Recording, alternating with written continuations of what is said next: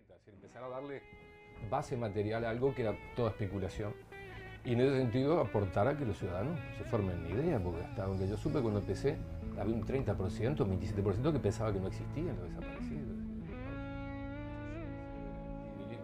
Un video. Cada tanto se nos pasaba alguno en la paliza, no, Castro le pegaban balas en la cabeza. Así. Y estas historias son historias, no eran terroristas, porque todavía la teoría de los dos demonios a muchos políticos, hasta la izquierda les sirve. Mucha gente que me ha tocado entrevistar, que eran militares, que te han traído testimonios, varios decir de que esta operación Zanahoria se habría extendido, si bien comenzó antes de la vuelta democrática, se habría extendido ya a épocas centradas en la democracia. Entonces, nacido acá en Tacuarembó. Sí. Nacido en Uruguay, en Tacuarembó. José, ¿y la antropología cuándo entra en tu vida? Porque hoy por hoy te conocemos como antropólogo, ¿no? Sí. Básicamente, digamos, es bueno, tu vocación, supongo, ¿no? Sí, yo soy de Tacuarembó y allí hay mucho tema indígena y también soy de familia judía, entonces hay mucho tema de identidad. ¿Y cómo arrancaste? Porque viste que acá en Uruguay, hoy Sí. por hoy de pronto, de alguna manera, este trabajo que estás haciendo también es una forma de divulgar la profesión, ¿no? Mira, yo entré en la Facultad de Humanidades de hacer historia en el 75 y hice prehistoria americana como una materia de la facultad y me encantó. Y al año siguiente crearon antropología. Increíble. La inflexión, digamos, al tema que nos va a convocar en la jornada de hoy, que es el trabajo que estás haciendo hoy por hoy en el hallazgo de cuerpos, cadáveres desaparecidos de la anterior dictadura, de la última dictadura de aquí en Uruguay. Arrancó este trabajo en el 2005. ¿Cómo llega a vos, Tabaré Vázquez? Un día pasó un expediente. Yo era director del Departamento de Arqueología y coordinador del Instituto de Antropología y pasó un expediente que decía ¿quién puede colaborar, qué departamento de la universidad podría colaborar con el tema de derechos humanos? Y yo venía acompañando el trabajo de los arqueólogos, ya habían excavado en Auschwitz, ya habían generado un poco con independencia de todo otro tipo de relato, escrito, narrativa. ¿Este equipo? No este equipo. Yo sabía que los arqueólogos habían trabajado en contextos de ese tipo y habían suministrado en esa situación, evidencias como una línea independiente y que era muy valorado. La cosa dio vuelta que Tabaré Vázquez fue a la universidad a pedir apoyo cuando subió. Los argentinos me sugirieron, a presidencia pidió que vinieran ellos a hacer el trabajo y dijeron que ellos tenían referencias mías, que yo entendía que yo podía hacerlo perfectamente, el trabajo que no precisaban venir ellos. Y ahí me abrieron, fueron ellos que me abrieron un poco. ¿De referencia de los laburos que habías hecho? Claro que me conocían y dicen, la gente que está en el departamento de arqueología ahora puede hacerlo más bien. ¿Qué te entusiasmó desde el vamos con el proyecto, con el trabajo que ibas a hacer? Desde el punto de vista, estamos hablando profesional, evidentemente, ¿no? Lo que me entusiasma hasta el día de hoy, poder darle a un tema que está casi siempre anclado en la especulación, de uno especula de un lado, otro especula de otro, pero tratar de darle bases materiales. Marco científico. Marco científico y respaldo empírico. Es decir, si hablamos de una hipótesis, hacemos una generalización sobre una realidad concreta. Es decir, empezar a darle base material a algo que era toda especulación.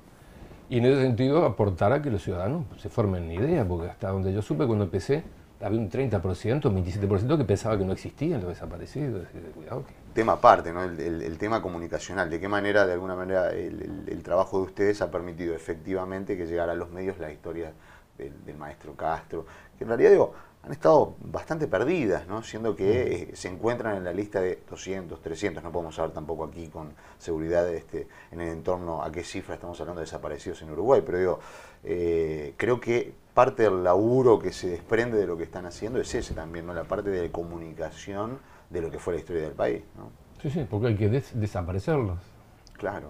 Porque son unas sombras, ¿viste? En las marchas, unas fotos viejas, no fantasmas, pero esas personas tienen historias muy concretas que generalmente desafían las narrativas que están vigentes, ¿no? Como que no, cada tanto, dice un milico en un video, cada tanto se nos pasaba alguno en la paliza, no, Castro le pegaban balas en la cabeza, así. Digo, estamos un poquito tratando de, lo que te decía, de generar cosas más confiables para que la gente se haga. Y estas historias son historias, no eran terroristas, porque todavía la teoría de los dos demonios a muchos políticos, hasta de izquierda, les sirve muchísimo. Y mucha gente no tenía nada que ver con esa causalidad con la cual interpretan los políticos de aquella época la violencia, como se desencadenó.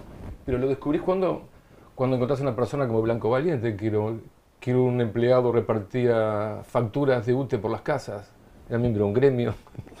Me explico, si ese hombre no no es lo que dicen los políticos, que atentó contra el país y generó la iracundia de los militares, una cosa que es un poco bastante... Por otra parte, está simplemente aquellos que tienen una idea política distinta y no pasaba de tener una idea política, ¿no? Lo que significa. ¿Y qué te acordás de los primeros hallazgos de Miranda y Chávez Sosa? Los primeros trabajos. Sí, mira, me acuerdo los primeros 6 meses. Muy complicado. ¿Cómo fue el arranque? Y fue bravo el arranque, porque había un acuerdo interno, el gobierno había conseguido con Tabaré Vázquez, había conseguido con los militares que esto se iba a hacer. La justicia también ordenó las causas para ir, porque el batallón 13 tenía que ver con la causa de Elena Quintero, el batallón 14 tradicionalmente tenía que ver con la causa de María Claudia García de Gelman. Se alineó todo eso y nosotros entramos, pero entramos a una cancha de fútbol en un batallón. Y estábamos ahí parados, no teníamos información. Ahí no, creo que fue un logro de la sociedad civil muy fuerte, el hecho de que nosotros ese día estuviéramos a las 8 de la mañana con 6 estudiantes de arqueología en la cancha de fútbol del batallón 13, pero no teníamos información precisa como para buscar. Entonces tuvimos que los primeros 6 meses, con el apoyo de historiadores, empezar a tener idea de dónde estaba la información. Yo pensé que me iban a dar una información. ¿Crees que efectivamente la Comisión Interamericana de Derechos Humanos y específicamente Juan Gelman, al abrir ante la Corte el caso Gelman versus Uruguay, tuvo que ver con que se te diera la posibilidad a vos y a tu equipo de empezar a trabajar en esto? Nosotros trabajábamos antes, Creo que la razón por la cual nosotros entramos fue porque la gente que le interesaba impulsar esto buscó un estándar de calidad, recurrió a los argentinos que tenían un nombre muy bien ganado en Naciones Unidas y ellos dijeron mi nombre. Es decir, yo me siento que yo no vengo del comité, yo vengo de la academia con toda la autonomía de pensamiento a la cual me amparo. Estoy tratando de arrojar luz política. Igual es bueno consignar que la propia Corte Interamericana de Derechos Humanos ya evidentemente apenas en un periodo posterior a impuesta la ley de caducidad aquí en Uruguay, ya estaba haciendo observaciones, ¿verdad? Tanto a la, sí, claro, la búsqueda, que no se buscaba en serio. No solo la búsqueda, sino a la existencia en sí mismo de la gran paradoja de la antiley que ha significado la ley de caducidad, ¿verdad? Que hoy por suerte ya es parte del pasado, no del mecanismo mejor del que quisiéramos seguramente, pero sí del que hay, ¿no? Digo, esto en la práctica. ¿Cómo fueron aquellas primeras jornadas? ¿Entraste en un ambiente hostil? ¿Había hostilidad? Mira, yo no he tenido problema con el trato con los militares, yo no me tengo que quejar de nada. Ellos filman, a veces yo he pedido que se baje el sonido. Durante los tiempos que no encontrábamos porque no teníamos pistas buenas, pero ha sido un trabajo bastante correcto. ¿Has tenido siempre trato directo en aquel momento con Tabaré Vázquez cuando comenzó este trabajo? Sí, tuve oportunidad de verlo, sí, de una vez. ¿Cada vez que había información, digamos, trascendente o era más habitual? Cuando empezamos el trabajo, cuando se renovó, una vez se renovó, tuvimos una reunión en Suárez con los jefes del ejército. ¿Cuándo se renovó? Cuando se renovó por primera vez, que se hizo una reunión y se valoró de que era positivo, o sea, ¿En qué año fue? Fue a los 8 o 9 meses que habíamos empezado, porque los contratos, convenios estos tienen una cláusula de renovación, pero tiene que ser explícita, con el acuerdo explícito de ambas partes. Mujica también. Te iba a preguntar también. También es verdad que también han ido ambos, en cada momento de hallazgo han visitado el sitio.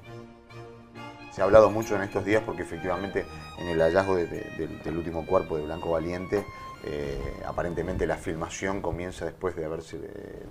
No es así. No es así. La filmación igual queda por parte del ejército. El ejército filma todos los días.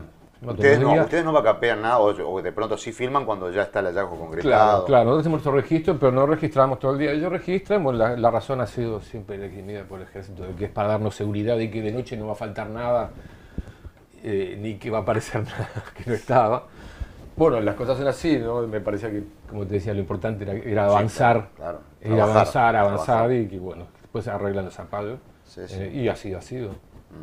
O sea que la filmación de esto fue correctísima, ¿no? Como trascendió en algunos medios. No, fue un naranjazo eso, fue para desacreditar todo el tema.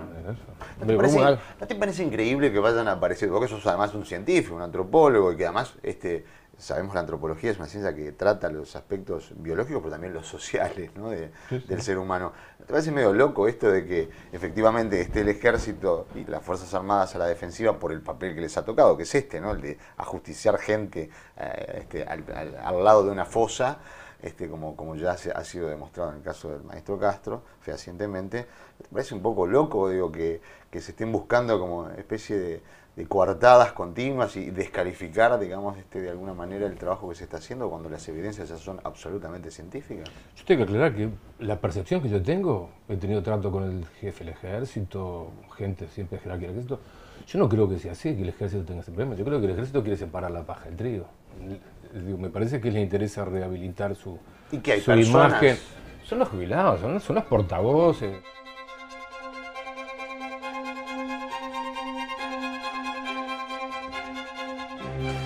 Están encarando ahora ustedes un trabajo muy importante y espeluznante, evidentemente, ¿no? Digo, el que en este momento permitió el hallazgo de los últimos cuerpos, que están muy próximos uno del otro, ¿verdad? Tanto el de Maestro Castro como el de Blanco Valiente, que es el último hallazgo hasta el momento. Extrañamente, bueno, el periodismo sigue también algunos caminos marketineros, como esto de la figura del cementerio de Arlington, ¿no? Digo, la figura del cementerio yankee donde están todos los soldados, etcétera, etcétera. Que no me parece que corresponda para nada en tanto a analogía, ¿no? Aunque se ha manejado. No, es que eso es un nombre que le dieron los propios represores. ¿No sabes tú eso? Perdón que me ría para no llorar, ¿no? Digo, porque uno ríe de nervios. Es un nombre con el que ellos mencionaban el lugar que nosotros pensamos que es el que estamos excavando. No sabía que le correspondía la autoría a estas personas, ¿no? Realmente un humor... Sí, a mí se me llegó de inteligencia, ¿no? Estamos aquí ante no son fosas comunes, pero estamos aquí ante fosas pegadas una atrás de la otra, ¿no? Hay un uso del espacio, ¿no? Hay un uso del espacio, ¿no? Digo, la conducta humana tiende a organizar el uso del espacio, ¿no? Y creo que hay 6 meses entre estos dos cuerpos y hay 22 metros de distancia entre uno y otro. Eso es lo que nos hace ser optimistas en el sentido de que, bueno, si no recuperaron mucho, sabemos que cuerpos fueron recuperados allí en alrededor del año 84 y 85. Cuando llegaba la democracia fueron a limpiar. Pero nos hace ser optimistas en la posibilidad de nuevos hallazgos, ¿no? Más el término, bueno, macabro de que allí estaría el cementerio de Arlington, o sea, eso hace pensar del hallazgo de muchísimas personas, ¿no? Digo, en principio como una hipótesis bastante probable de este hecho, ¿no? Sí, nosotros pensamos eso. ¿Hay información aquí de protagonistas o gente que ha estado en esa escena? Sí, sí. Ajá. Hay de todo. Sí, sí, claro. Hay desde padres, hay desde hijos que se cansaron de escuchar al padre decir cosas y los padres no arrimaron la información y los hijos la arrimaron. Hay padres que fueron convencidos por los hijos para arrimar la información. Hay indirectas, hay superdirectas, hay de todo, que es parte del gran trabajo, ¿no? Claro. Es el input, toda esa información hay que ordenarla. Nosotros hemos tenido nuestros propios criterios de calidad. A nosotros nos interesa sobre todo el que vio. Que vio algo, porque gente que cree que vio hay muchísima. Sí, sí. Digo, información bien intencionada pero imperfecta, que no es útil como para que te llegue a un lugar a excavar, hay muchísima. O sea que buena parte o de la buena información que ustedes recibieron fue de protagonistas de esos insucesos, o de gente que estuvo en el lugar de los hechos cuando se cometieron estos enterramientos. Bueno, sí, de todo, también, y los desenterramientos. Mirá que hay cientos y cientos de testimonios. Sin duda. Que ya hoy día el volumen, aunque adentro haya de todo, ya empieza a ser un corpus interesante como para el análisis. Has hablado mucho de la Operación Zanahoria. Explicarle a la gente qué fue la Operación Zanahoria y qué convicciones tenés vos como parte de tu trabajo hasta ahora, que sé que tenés plenas convicciones. Mira, la Operación Zanahoria la recoge la Comisión para la Paz que crea Jorge Valle dentro del el gran relato que determina un poco la posibilidad de encontrar o no restos humanos desaparecidos. De la manera que la recoge en la Comisión de Seguimiento en la época de Valle y se lo comunica a los familiares desaparecidos, es bueno, el cuerpo fue enterrado en tal lado, fue sacado, quemado y tirado al mar. Después aparecen gente que decía, como Miranda, no estaba ni enterrado en el 14, ni estaba quemado, ni tirado al mar, estaba enterrado en el 13. Después un poco... pero la comisión, al recoger ese testimonio, se lo pasa a los familiares desaparecidos, y los familiares desaparecidos no lo aceptaron en aquella época. Es una reconstrucción histórica un poco. Con razón, porque... por un lado, se precisan pruebas de eso, ¿no? Me parece que precisamos pruebas, todo precisa. Yo lo que hice fue integrarlo a mi rutina de demostración científica. O sea, acabo una operación Zanahoria, yo tengo que encontrar las huellas, porque no hay surcido invisible para los horizontes del suelo. Si es un agujero, es un agujero. Si me muestran las pruebas como operación Zanahoria, entonces los familiares en aquel momento se resistieron, porque al aceptar esa explicación, se cerraba la búsqueda de desaparecidos. No van a encontrar ninguno porque todos fueron sacados cuando al momento, hasta unos pocos meses, o no sabemos si después de las elecciones del 85, sacaron los cuerpos y se quemaron. Entonces, los familiares se resistieron a creer eso porque encontraron que era funcional el ocultamiento y que era manera de terminar el tema. Con el tiempo, entre la cantidad de información que hay, empezamos a darnos cuenta que existieron órdenes orgánicas aplicadas para tratar de recuperar la mayor cantidad de cuerpos posibles antes de la llegada de la democracia. Tenemos datos de la chacra de Pando, donde encontramos un cuerpo de Bajésner Chávez, allí hubo otro cuerpo que habría sido retirado en el batallón 13, en el 14. Hemos encontrado un fragmento de hueso humano atrás de un arco de fútbol. En tierra todo, eso es una, digo, ¿La chacra de quién era? ¿La chacra de quién era? La chacra aquella había sido del MLN y después se la quedó en la dictadura la aeronáutica, que la usó como lugar de enterramiento. Más allá de la información que tenías, digo, ¿no constataste técnicamente de la existencia de otro posible cuerpo que haya sido removido en la chacra? Abajo de la casa de la chacra de Pando había una huella, una gran huella, que nosotros, no solo nosotros, también gente del ejército piensa, o del ejército, de la Fuerza Armada, de que habría estado el segundo cuerpo que no encontramos, y que habría sido retirado.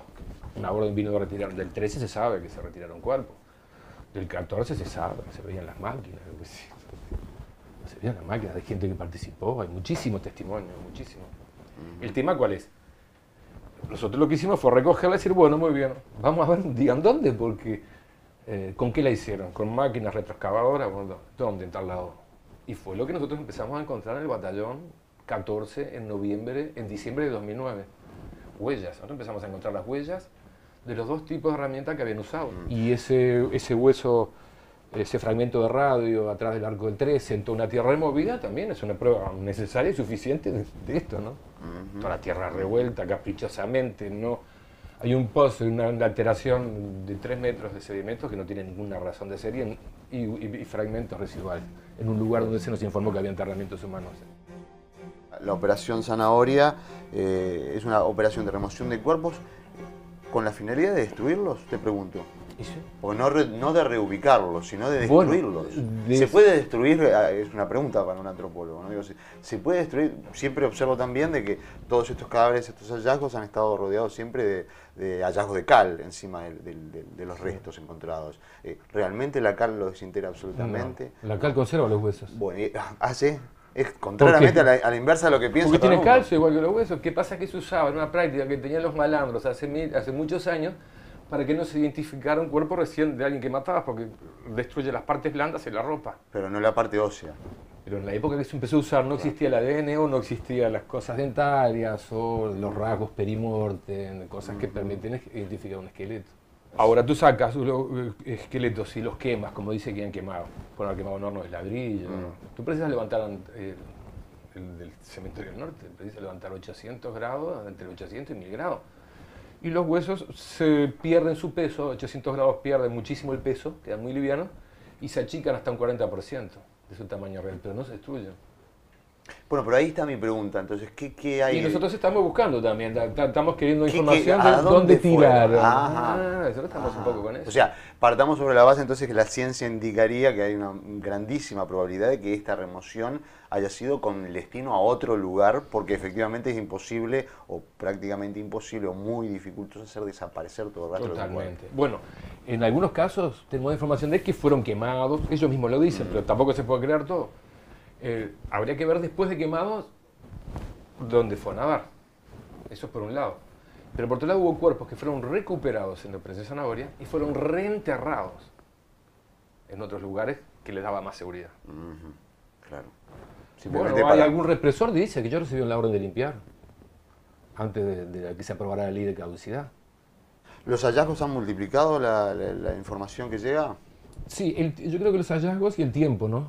El tiempo de que ya se produce un hallazgo y no pasa nada, que han aparecido personas que participaron como arrepentidos diciendo la barbaridad. Yo creo que todo eso hace perder miedo, el tiempo también hace perder miedo. Lo único que estamos resolviendo es que un hijo entierre a su padre o que un padre entierre a su hijo Es tan sencillo Cuando como decís eso. miedo, ¿a qué te referís? ¿De qué estás hablando de ellos? No, pero digo que no ha pasado nada, ¿a qué te referís? No, porque mucha gente que no eran de repente de graduación y estaban allí en la vuelta, ellos...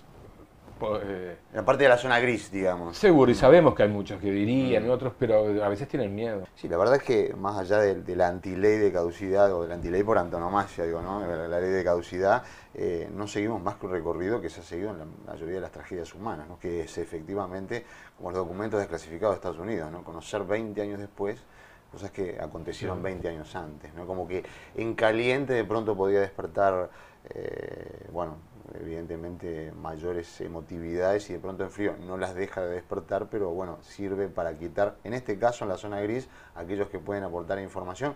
Y por qué no también de pronto en lo social, habría que ver si estos hallazgos se hubiesen dado, no los desautorizan ni mucho menos, nosotros que en tu caso ni que hablar, digo, aquí estamos a favor de los derechos humanos, entonces esto para mí se tendría que haber hecho el 1 de marzo de 1985, si me preguntas a mí, ¿no? Pero claro, todos sabemos la salida política que se buscó acá, pero digo, da como cierta tristeza eso, ¿no? Como reconocer de que efectivamente hay un camino burocrático en el mundo instaurado hace mucho tiempo, que es dejar pasar el tiempo para que las cosas que son realmente impactantes. Y modelos políticos, ¿no? Exitosos, entre comillas, como el de Felipe González. Al PSOE en España le pasó por arriba a la gente. Yo estaba en España en debates y los diputados del PSOE dicen, nosotros queríamos seguir este tema escondido, sin que hablar. Y llaman de un pueblo donde la gente, donde gana el PP y la gente quiere que saquen los muertos que saben que está todo allí. No, no es un tema de política.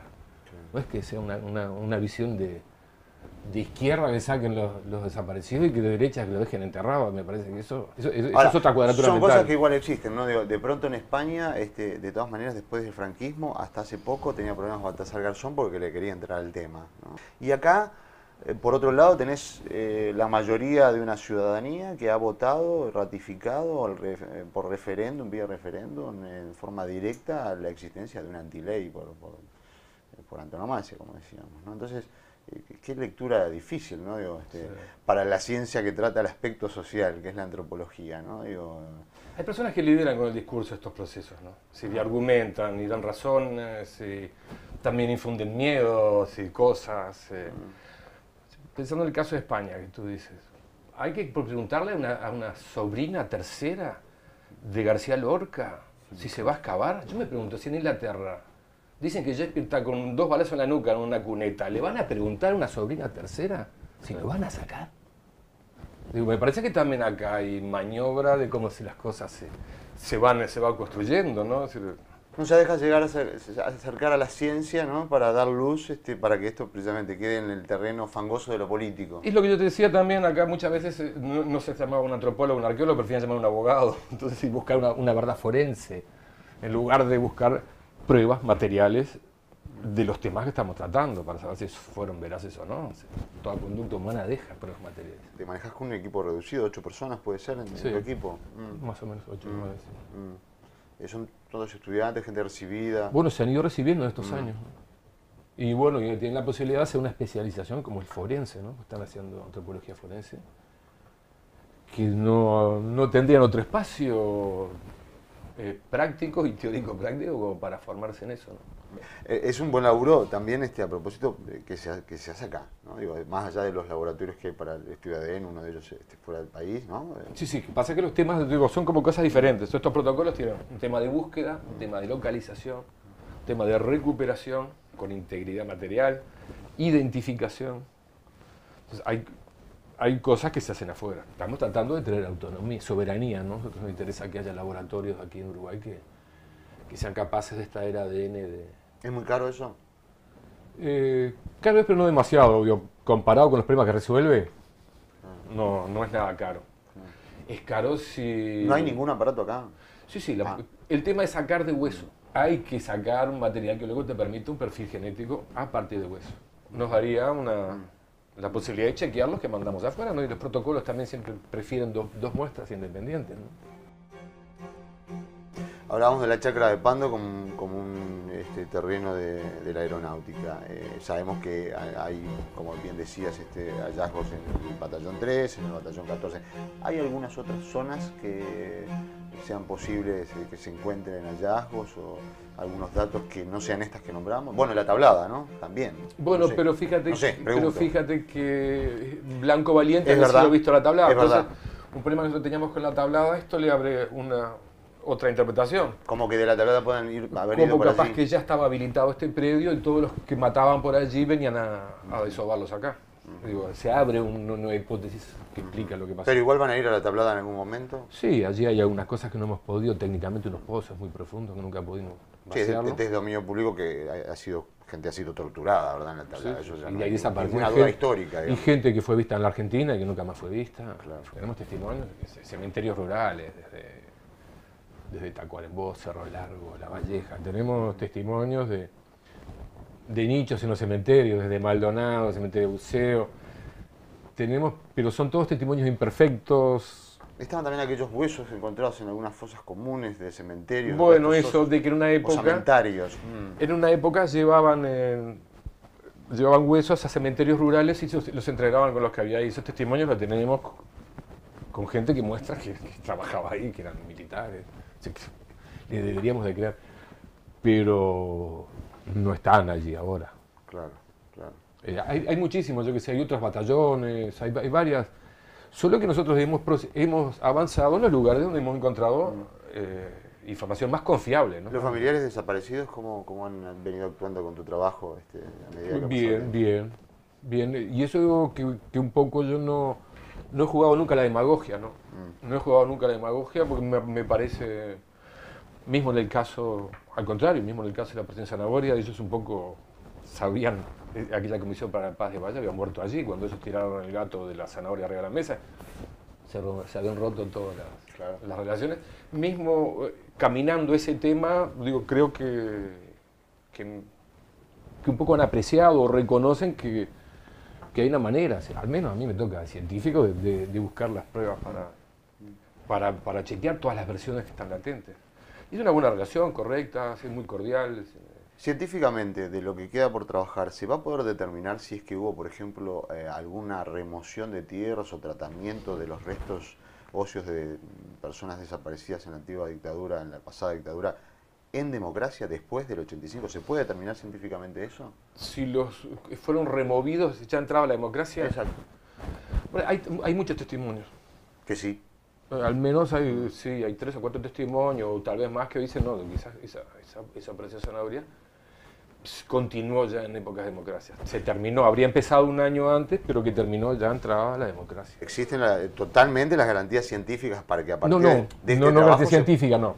Cuidado que yo no puedo Ajá. determinar en un hueso si el hueso fue enterrado en el año 86 o en el 83. Yo no tengo condiciones técnicas de certificar eso. Lo que yo solo digo, de que dentro de mucha gente que me ha tocado entrevistar, que eran militares, que te han traído testimonios, varios decir de que esta operación Zanahoria se habría extendido, si bien comenzó antes de la vuelta a la democracia, se habría extendido ya a épocas centradas en la democracia. Entonces, la antropología, la arqueología no nos da la posibilidad científica concreta de poder chequear eso, o sea, de determinar si es que fue posterior. No en ese tenor. Si discutiéramos una cosa precisa, por ejemplo, y encontramos que una persona fue muerta en tal fecha y la encontramos con una moneda. ¿Qué pasa, no? Porque se encuentran con objetos. Julio Castro tenía una moneda en el bolsillo, que circulaba en esa época. Uno va a mirar la moneda en la página web del Banco República, del Banco Central, y dice, ¿sabes cuándo fue emitida? Fue emitida en tal fecha y circuló en los años 80.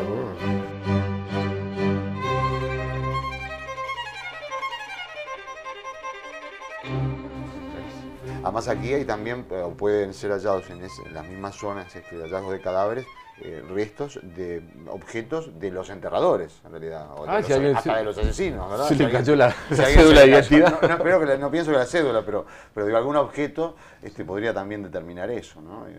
Bueno, habría que ver qué objetos, y después se puede estimar cuándo circuló, fabricar. Hay toda una línea. Porque hay todo un trabajo forense también, evidentemente, que se hace. Pero estamos hablando de una resolución muy grande, ¿no? Para la gravedad que podría tener el tema, lo que yo he escuchado son las versiones de las personas. Y yo, pues ya estaba la democracia, varias personas.